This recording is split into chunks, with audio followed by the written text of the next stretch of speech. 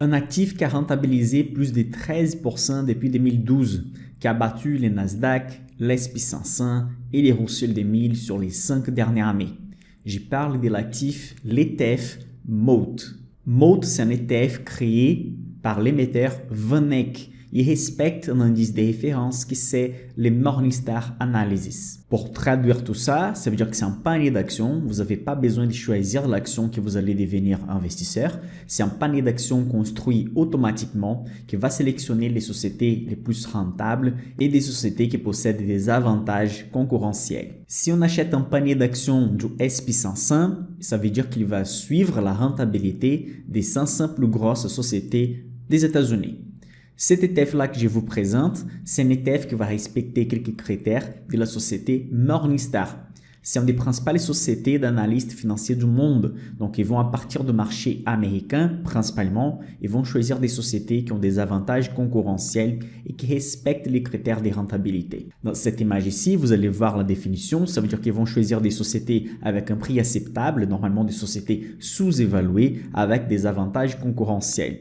Tout ça d'après l'analyse de l'équipe Morningstar. Avant de vous expliquer encore plein de détails, n'oubliez pas, si vous apprenez quelque chose avec cette vidéo, n'oubliez pas les likes et de partager avec vos amis. N'oubliez pas non plus de me suivre sur Club des Valeurs. Dans la description de la vidéo, vous allez trouver les liens de mon site où vous pouvez télécharger plein d'outils et vous avez aussi les liens des préinscriptions pour ma communauté d'investissement Insider. Bon, ok, mais pour ces paniers d'actions, comment les analystes de Morningstar font la sélection des meilleures actions pour placer dans ces paniers avec des sociétés et des avantages concurrentiels? Regardez cette image ici. Donc ici, dans la définition, ils vont dire qu'ils vont choisir les sociétés avec les meilleurs potentiels de valorisation par rapport aux prix intrinsèques. Ça veut dire qu'ils vont choisir les sociétés avec les plus forts potentiels de valorisation. Mais bon, à partir de quel groupe de sociétés qu'ils vont choisir les sociétés les plus intéressantes? Regardez cette image ici. Là, vous allez trouver l'univers de sélection, c'est les sociétés qui sont présentes dans l'indice Morningstar US Market Index. Donc, des sociétés qui sont cotées aux États-Unis. Ensuite, ils vont sélectionner les sociétés qui respectent les critères des avantages concurrentiels définis par l'équipe de Morningstar qu'on verra tout de suite. Mais aussi, ils vont éliminer et supprimer les sociétés qui ne possèdent pas beaucoup de liquidités, pas beaucoup d'actions disponibles dans la bourse. Ils vont aussi limiter les sociétés par rapport aux poids qu'elles peuvent peser dans les portefeuilles. Ils vont aussi limiter les poids des secteurs dans les portefeuilles. Ensuite, après ces filtres et les sélections, ils vont sélectionner environ 40 sociétés pour placer dans les portefeuilles. Pour cette sélection, ils vont utiliser la règle des buffer rules. Ça veut dire qu'ils vont choisir les sociétés qui possèdent au moins une protection compétitive ou un potentiel de 50%. Également, ils vont limiter les poids des secteurs. Ça veut dire qu'un secteur ne peut pas peser plus que 40% ou sinon l'indice de référence, les poids de secteur de l'indice de référence plus 10%. Donc, par exemple, on suppose que dans l'indice de Morningstar, l'indice de référence, l'industrie pèse 20%. Donc, dans les critères de sélection pour placer les sociétés dans ces paniers d'actions, les sociétés industrielles ne peuvent pas représenter plus que 30%. Dans les cas où on va additionner 10% au poids de l'indice de référence, on ne peut jamais dépasser les 40% maximum du poids d'un secteur dans cet ETF. Bon, et pourquoi cet ETF s'appelle MOAT? M-O-A-T. MOAT en anglais, c'est un mot, la traduction plus exacte, ce serait la fossée. Imaginez les fossés à côté des châteaux, par exemple. Les petits espaces remplis d'eau, ça fait la protection du château. C'est comme si la société, c'est un château et à côté, on a ce système de protection. Ça, c'est les MOAT. On va trouver des sociétés avec des avantages concurrentiels qui ont une protection aussi dans la bourse. Donc, dans la définition des Morningstar, pour MOAT, vous allez voir ici un jaune, ils vont choisir des sociétés qui ont une rentabilité supérieure au coût de capital de la société. Ça veut dire des sociétés qui augmentent la rentabilité de manière à continuer à progresser dans les marchés. Aussi, ils vont analyser les avantages concurrentiels qui vont séparer en 5 catégories de variables. Bon, pour dire si une société a des avantages concurrentiels, on a 5 variables. Je vais décrire rapidement chaque variable ici. La première variable, c'est l'effet réseau. Lorsqu'une société possède un réseau de clients et que ça arrive des nouveaux clients, les anciens clients sont gagnants avec ça. Un exemple, ce sont les réseaux sociaux par exemple. Ceux qui sont dedans, avec l'arrivée des nouveaux utilisateurs, ils vont trouver plus de contenus, plus de produits, plus de gens interagir, etc. La deuxième variable, c'est l'avantage des coûts. Sans augmenter les prix de produits finaux, une société peut augmenter ses marges et gagner plus d'argent. C'est le cas par exemple de Coca-Cola. Elle peut négocier avec les fournisseurs parce qu'elle achète des milliers et des millions de tonnes de matières premières et du coup, elle peut négocier avec les fournisseurs pour payer moins cher. De cette manière, elle va gagner de la marge sans forcément augmenter les prix du produit final. La troisième variable, c'est l'échelle efficace. Ça veut dire que la société a tellement augmenté de taille que c'est difficile pour les nouvelles sociétés d'entrer dans les marchés et gagner de l'espace. Ça veut dire que c'est encore plus difficile pour les nouvelles sociétés à arriver sur les marchés et gagner des morceaux de ces marchés-là. La quatrième variable sont les actifs incorporels ou sinon les actifs intangibles.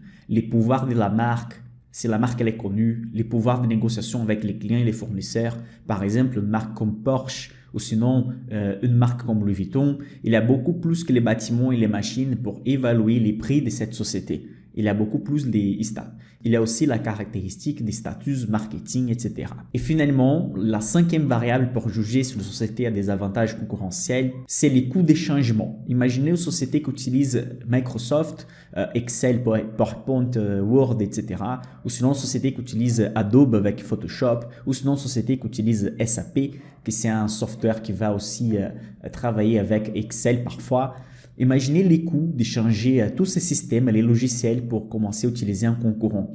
Tout ça demande du temps pour que les employés puissent apprendre à utiliser ces nouveaux logiciels et aussi ça coûte de l'argent.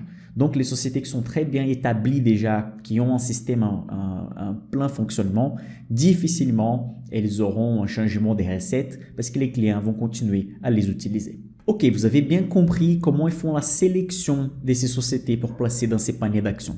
Maintenant, on va partir sur les données un peu plus techniques. Comment ça s'appelle cet ETF, les coûts, les frais, etc. Cet ETF s'appelle MOAT. Vous pouvez l'acheter chez DEGIRO par exemple. Vous cherchez MOAT.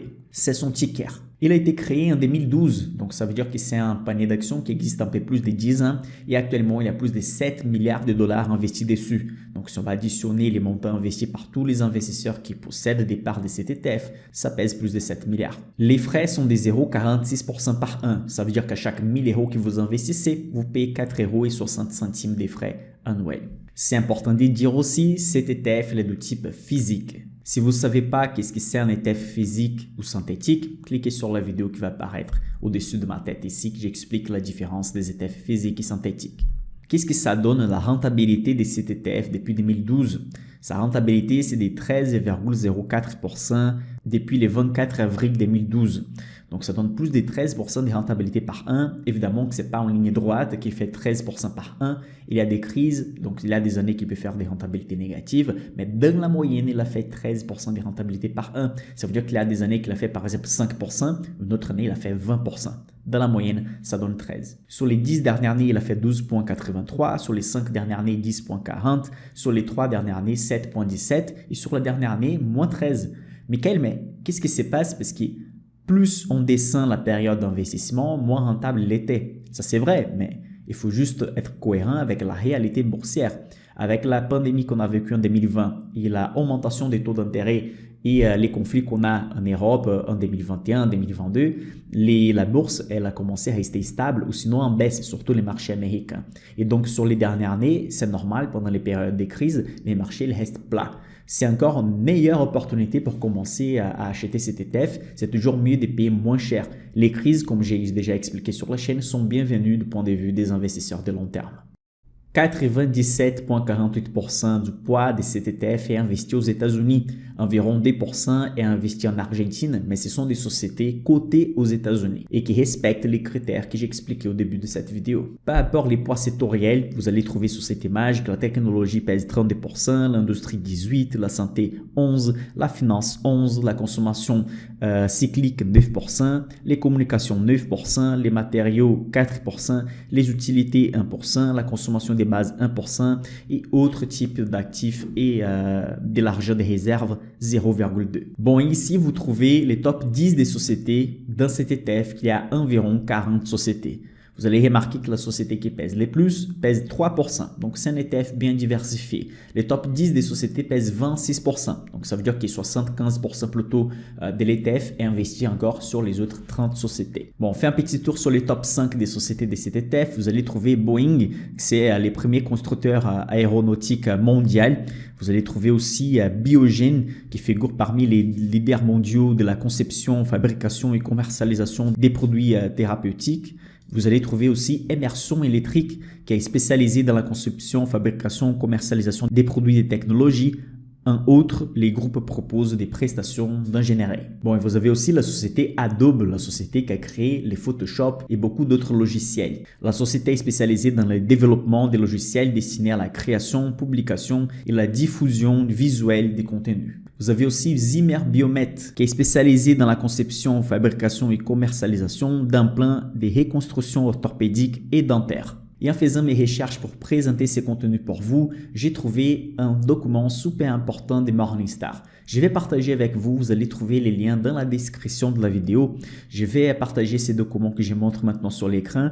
Ça montre en fait les moat ratings, ça veut dire quel niveau de sous-valorisation la société possède d'après l'équipe de Morningstar. Ça veut dire que la société qui est sous-évaluée possède un potentiel de hausse. Donc, pour ceux qui souhaitent aussi faire du stock picking, acheter des sociétés en direct, c'est super important d'avoir accès à ces fichiers. Vous avez ici, par exemple, la colonne des Price Fair Value, donc la deuxième colonne de droite vers la gauche. Et vous avez donc ces chiffres, il est inférieur à 1. Ça veut dire que la société est sous-évaluée. Elle a un potentiel jusqu'à arriver à la valeur 1, que c'est la valeur juste. Donc, par exemple, la société Meta, d'après l'équipe de Morningstar, avec les prix actuels, la société possède du potentiel. Pareil pour Walt Disney, Salesforce, Google, à mon avis, c'est la société Alphabet, c'est son nom dans la bourse. C'est une des meilleures sociétés de GAFAM, des sociétés les plus connues de technologie des États-Unis. C'est, à mon avis, maintenant la société la plus intéressante. Donc, dans la description de la vidéo et dans les commentaires épinglés de cette vidéo, vous allez trouver l'accès à ces documents. Bon, comme j'avais présenté au début de la vidéo, la rentabilité de VanEck Morningstar Moat, c'est ces paniers d'actions que je vous présente, il a fait 64% depuis les 5 dernières années. L'S&P 500 a fait 47%, les Russell 2000 a fait 23% et le Nasdaq, même avec la baisse importante récente, il a terminé cette période des 5 ans avec 60% positif, mais inférieur à l'indice Moat que je vous ai présenté ici.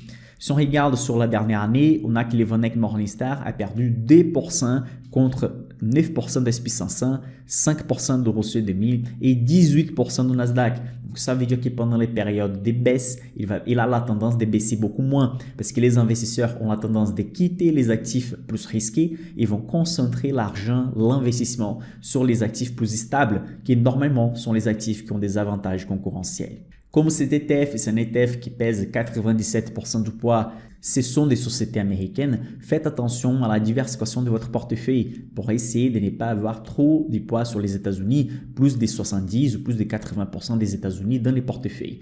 Les États-Unis, à mon avis, doivent représenter entre 35 et 60% dans un portefeuille bien diversifié parce que les États-Unis pèsent un peu plus de la moitié de la capitalisation mondiale. Cet ETF, il a que 40 sociétés, mais les sociétés qui pèsent les plus pèsent 3%. Si vous allez analyser l'S&P 500 actuellement, les top 10 sociétés vont peser énormément. Donc, il a 500 sociétés dedans, mais en fait, la principale partie du poids, ce sont les top 10 des sociétés. Donc, c'est difficile de dire que les moats que je vous présente ici, c'est plus diversifié que l'S&P 500. Mais en termes de diversification, on prend en compte la quantité d'actions et les poids. On peut dire que la diversification entre les deux est plutôt la même chose. Si vous êtes arrivé ici, peut-être vous avez bien aimé les contenus, donc n'oubliez pas les likes et n'oubliez pas que dans la description de la vidéo, vous trouvez les liens de ma communauté d'investissement Insider. Faites votre préinscription, dans quelques semaines, on aura des places disponibles. Pour aujourd'hui, c'est tout. On se voit sur la prochaine vidéo.